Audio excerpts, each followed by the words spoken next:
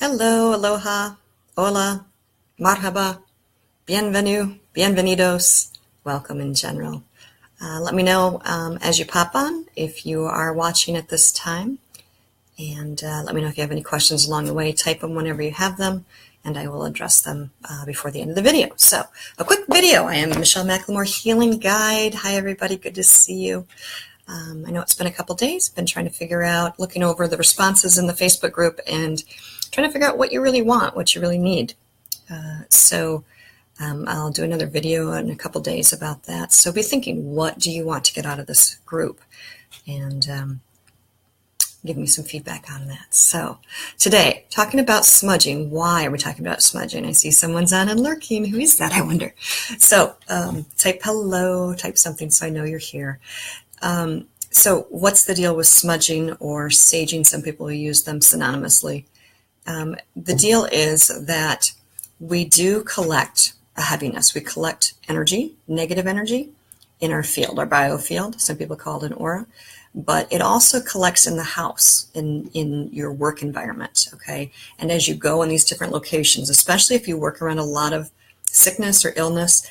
Hello, Kathy Coberly Merritt. Good to see you. Thanks for popping on.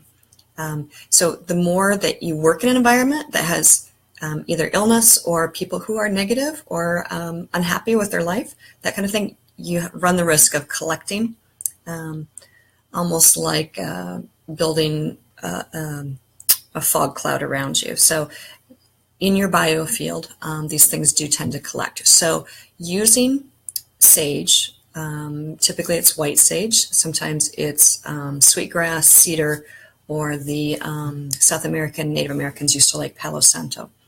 And that comes in more of a, let me show you these real quick. So this is Palo Santo.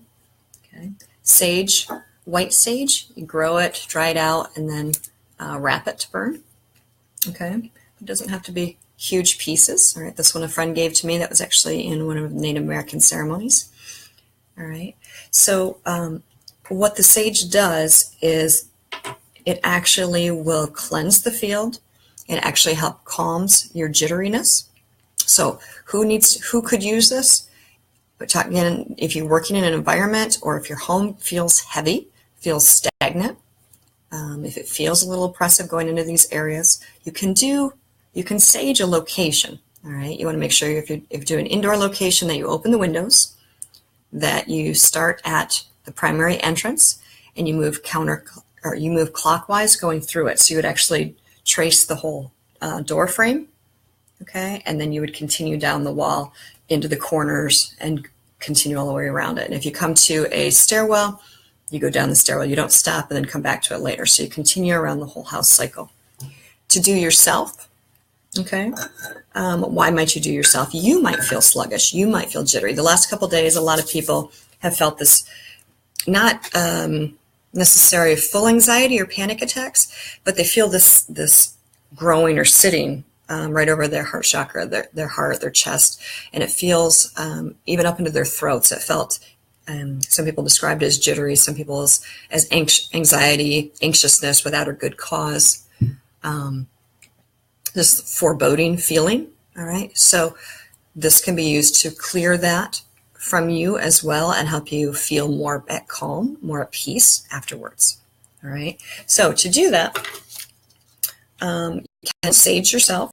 All right. So you decide which what you're going to use, and you can get sage. You can order it online. You can grow it in your own garden. You can go to local shops, holistic shops.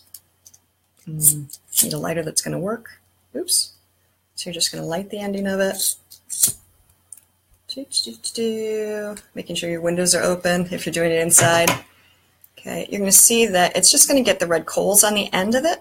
All right, and you can turn it. If there's flames, turn it until it goes to the red embers on it and it's smoking. I don't know if you can see that. Yeah, you can see the smoke a little bit. So generally you have a seashell and some sand in it. That's for when you put it out later. Okay. If your sage goes out, you just relight it. Okay, relight mine again. Okay. And then a lot of people say to use a feather, so that way, if you're going to sage yourself, I usually start around the head, and you think of what is it you're trying to clear. And so you might create a basic mantra. So clearing all negative energy, strengthening my body and my mind for the highest and greatest good. Whatever you want to say, keep it short, and you're just going to keep going over that. So if you had a longer feather, I just have a tiny one today, you would bring it towards you and up over your head. Okay. If you don't have a feather, not the end of the world. Ooh, it keeps going out on me. What does that mean? I'll relight again. If you don't have a feather, you just use your sage, and I would do a round and then up and down your whole body. Okay. So again, clearing negative energy for my highest and greatest good. And then when you're done, so you do it a little slow and repeat it, then you're just going to put it gently out in the sand. Okay.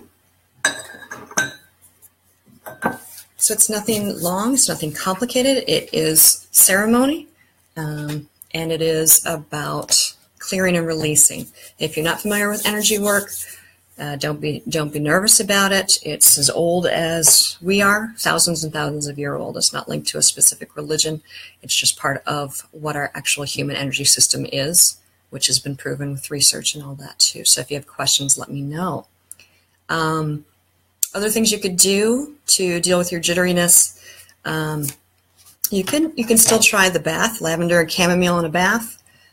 Chakra balancing is always a good thing. So you see an energy worker like myself to do that for you, long distance or face-to-face, or take a class, learn how to do chakra balancing on your own. But what do you think? What questions do you have so far? Anything out there, Kathy, that you can think of? Either about how to sage yourself, what you'll need, or about how to clear an environment. Give her a few moments here to type.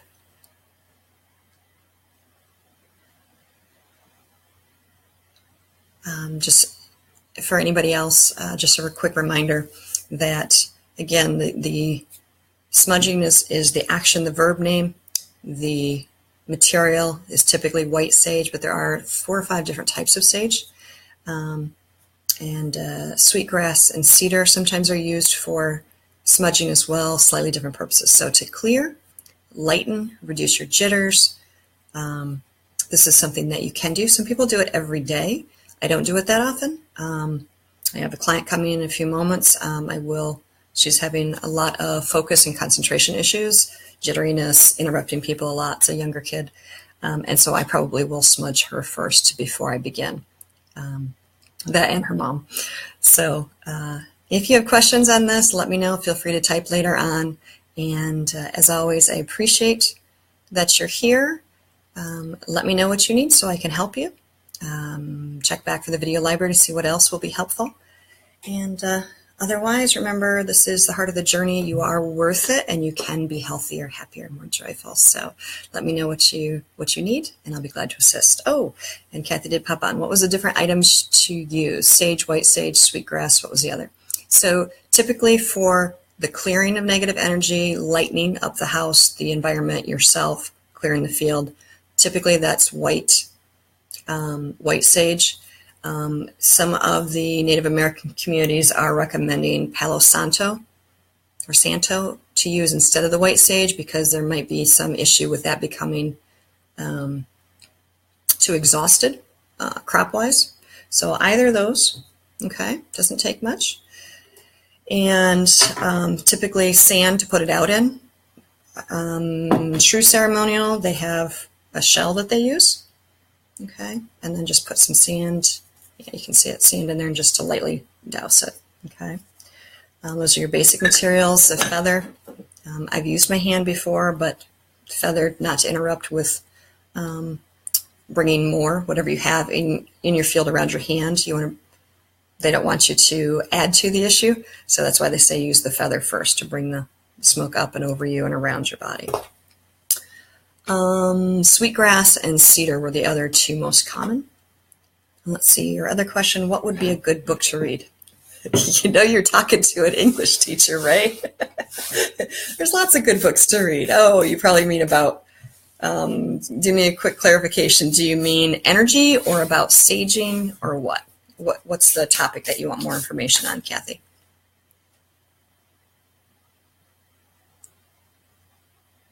Give her a second to clarify that. And everybody else, thank you again. And feel free to add more comments later. There we go, about saging. Okay. You know, there's actually so much information online and some really good sources online, so I wouldn't worry about buying a book right now just about saging or smudging. I would just look at your resources online. There's some great Native American sites as well as different energy sites, and that information is out there free. So I'll just do some general browsing first and check to see who is the source, who is citing it. I'm going to write up this information and add it to my blog. That'll be at www.michellemclemore.com. I don't have that up yet, but as soon as my husband gets back in town, he's going to launch the site for me. So watch for that, and then you'll be able to see each of the videos I'll have written a blog about, and those will be there for you in addition to other ones. So thank you so much for joining. Thank you, Kathy, and everybody else. Have a great day. Wishing you light, love, peace, and better health. All right, so have a great day. Talk to you soon.